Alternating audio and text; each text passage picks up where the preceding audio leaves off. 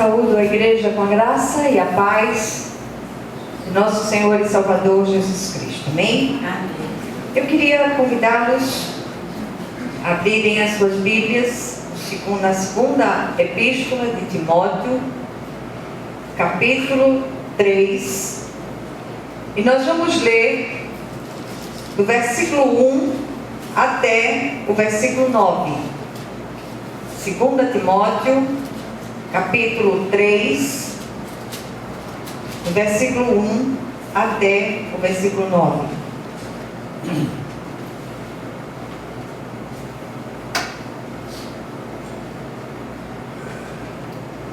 Amém. Glória a Deus.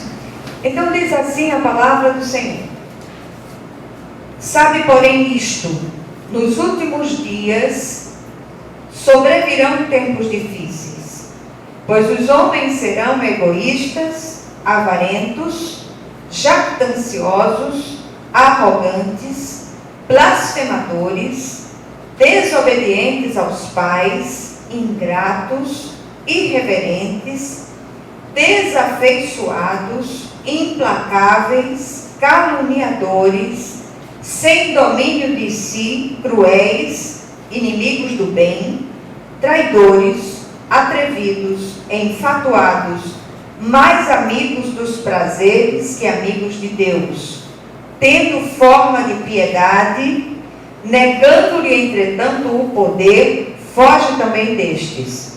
Pois entre estes se encontram os que penetram sorrateiramente nas casas e conseguem cativar mulherinhas sobrecarregadas de pecados, conduzidas de várias paixões, que aprendem sempre e jamais podem chegar ao conhecimento da verdade.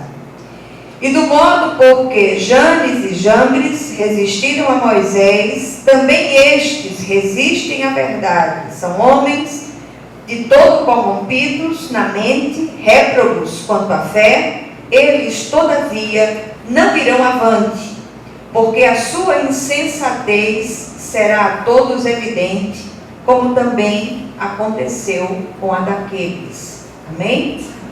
Glória a Deus. Se o Senhor nosso Deus, que o Senhor possa falar de um modo especial ao nosso coração nessa tarde, que o Senhor possa trazer entendimento a cada um de nós que está reunido neste lugar, e que nenhum de nós saiamos daqui da mesma maneira que entramos, mas que saiamos ministrados pelo Teu Espírito de modo vivo e especial, em nome de Jesus. Amém? Amém.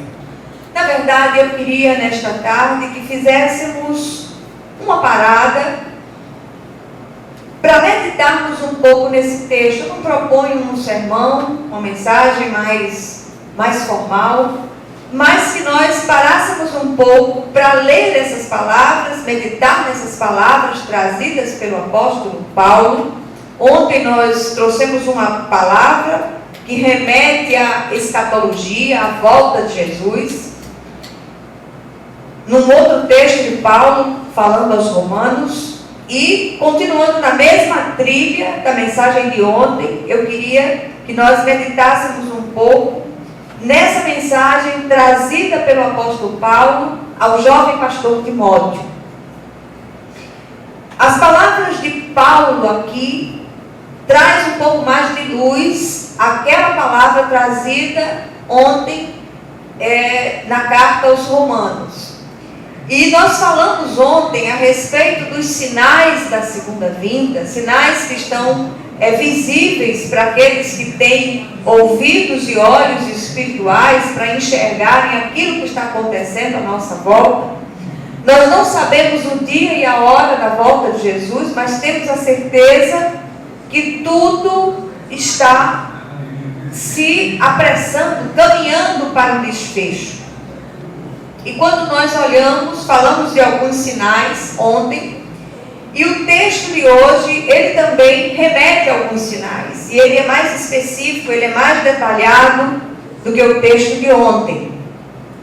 E alguns desses sinais, pelo menos 3 sinais aqui, nós conseguimos perceber de uma forma muito nítida.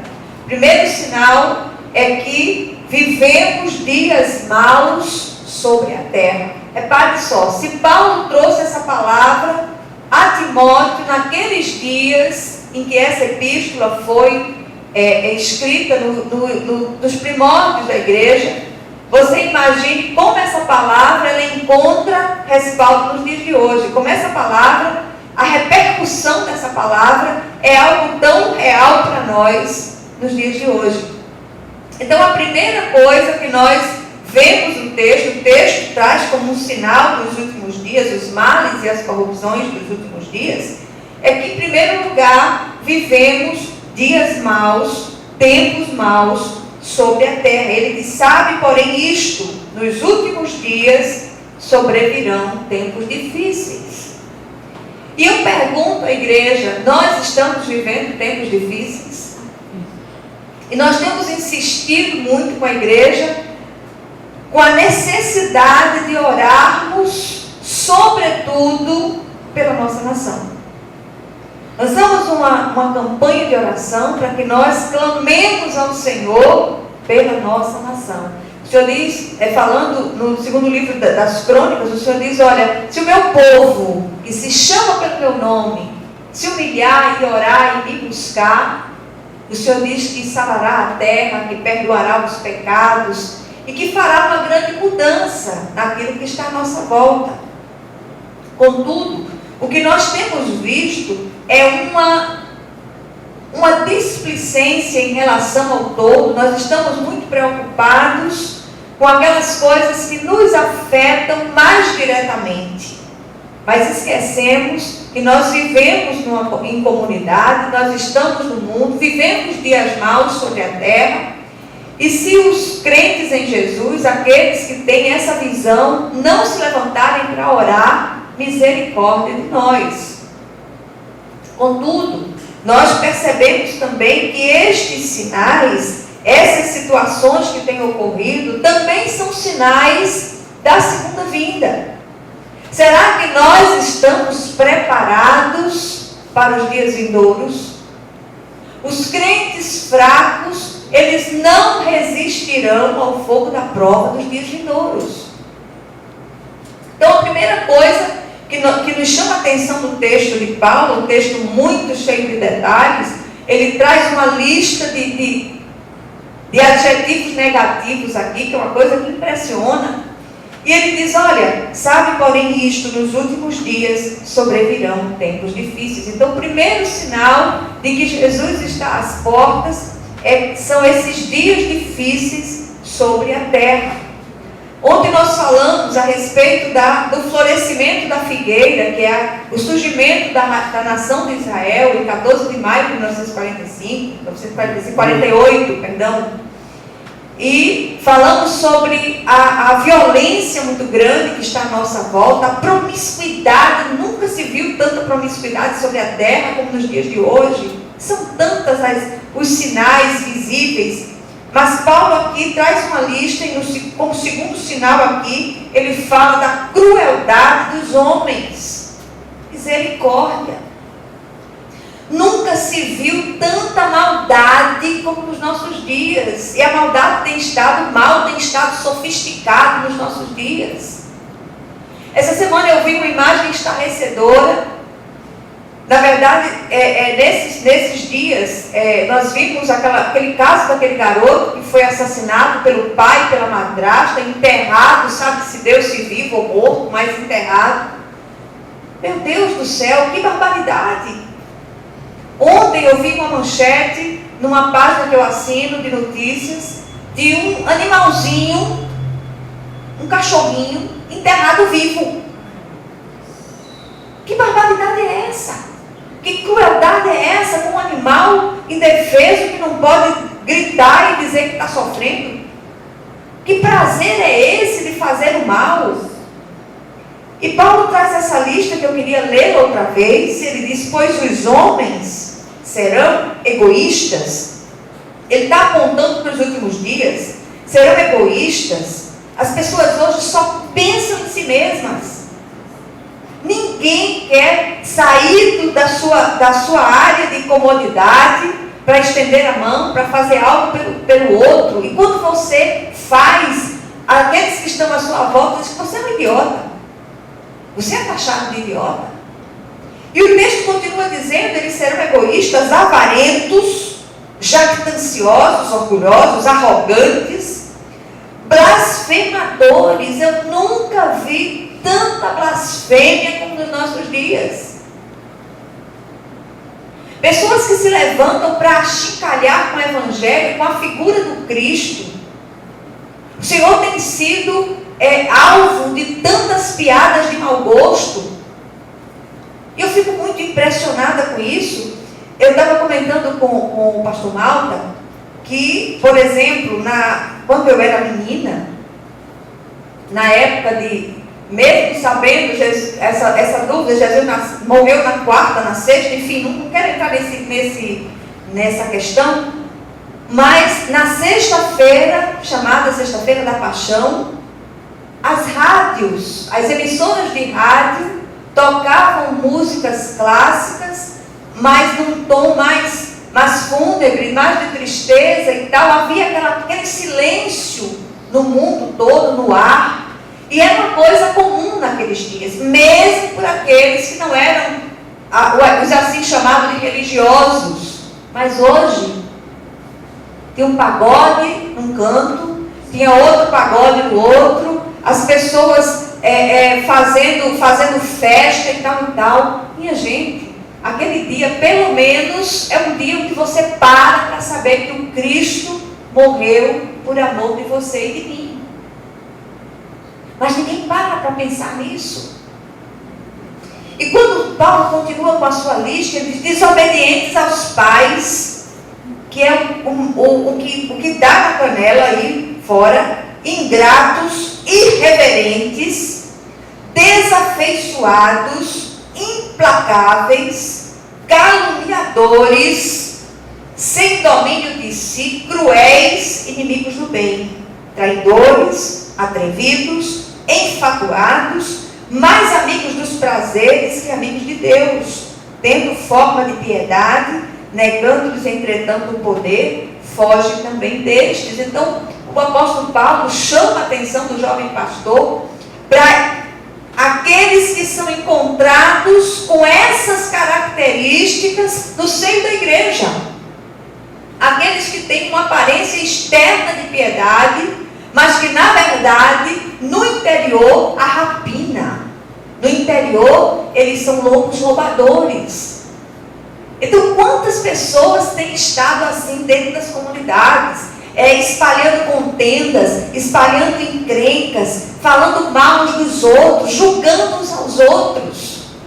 Então, quando você encontrar alguém assim, fuja também desses. Então, esse é um sinal. Nós não podemos julgar, não podemos saber quem é joio e quem é trigo, mas nós podemos discernir. Então há situações que a gente olha e sabe que pelo fruto se conhece uma árvore. Então que nós possamos orar. A arma do crente é a oração, a maior arma do crente é a oração. Então muitas vezes a gente diz assim: eu só posso orar é tudo, sempre. Aqueles que se levantam para orar mudam histórias. Tem situações que nós não temos como agir de nenhuma forma, mas nós podemos orar. Nós podemos orar, clamar àquele que tudo pode e nenhum bem sonega aqueles que andam retamente. Nós podemos clamar àquele que é soberano e que tem o controle soberano de todas as coisas. Então você quer ver a realidade da sua casa mudar? Ore, clame, busque. Você quer ver a realidade da sua vida, da sua família, da sua parentela, a realidade dessa nação mudar? Clame ao Senhor, mas clame de todo o coração. Busque o Senhor enquanto se pode achar, como foi lido há pouco pelo pastor Malta. E o terceiro sinal trazido aqui, sinal de alerta com relação à corrupção e os males dos últimos dias, Paulo traz a ação nefasta dos falsos mestres. Dos versículos 6 ao 9, dizem assim: Pois entre estes se encontram os que penetram sorrateiramente nas casas e conseguem cativar mulherinhas sobrecarregadas de pecados, conduzidas de várias paixões, que aprendem sempre e jamais podem chegar ao conhecimento da verdade. E do modo porque Janes e Jambres resistiram a Moisés, também estes resistem à verdade. São homens de todo corrompidos na mente, réprobos quanto à fé. Eles, todavia, não irão avante, porque a sua insensatez será a todos evidente, como também aconteceu com a daqueles. Ele faz uma referência aqui, que nós encontramos no livro de Êxodo, falando a respeito de Janes e Jambres, que eram dois magos lá do templo de Faraó, que resistiram a Moisés, que havia sido levantado por Deus. Mas o apóstolo chama atenção aos falsos ensinos, aos falsos mestres, como esse grupo é um grupo de mulheres. Essencialmente, esse culto é frequentado, em sua maioria, por mulheres de Deus. Vale aqui a gente parar para alertá-las quanto aquilo que vocês recebem como instrução, como ensino por aí afora. Compare coisas espirituais com espirituais. Não assine embaixo de tudo que você ouve, de tudo que você aprende. Vá para a palavra, faça como os bereanos. Diga: Senhor, eu quero ver se as coisas são verdadeiramente assim. Muitas vezes, o maior alvo dos falsos mestres são as mulheres. As mulheres têm uma tendência mais espiritual, de buscar mais o Senhor e tal e tal. E muitas vezes, por não ter esse cuidado, são alvo de falsos ensinos. E muitas... Por quê? Porque a mulher é o alvo? Porque ela leva para casa o falso ensino. Então, que nós possamos estar ligadas, como dizem os meninos hoje. Está ligado? Fiquem ligadas. Fiquem atentas quanto àquilo que vocês ouvem, quanto àquilo que vocês leem. Como é um grupo que vem de vários lugares, é interessante que a prudência balize a nossa vida. Sejamos prudentes. Nem nos inclinemos para a direita, nem para a esquerda, mas que sigamos na direção, olhando firmemente para o autor e consumador da nossa fé, que é Jesus Cristo, nosso Senhor e Salvador. Cuidado com a retaliação de versículos.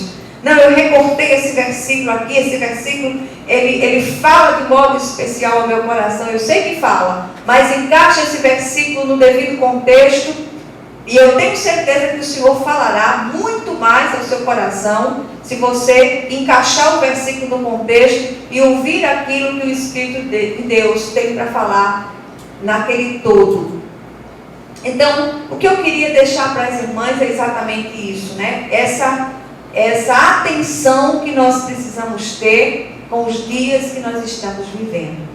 Nós temos filhos para dar conta, nós temos netos para dar conta, e nós precisamos estar atentas à ação maligna do nosso adversário.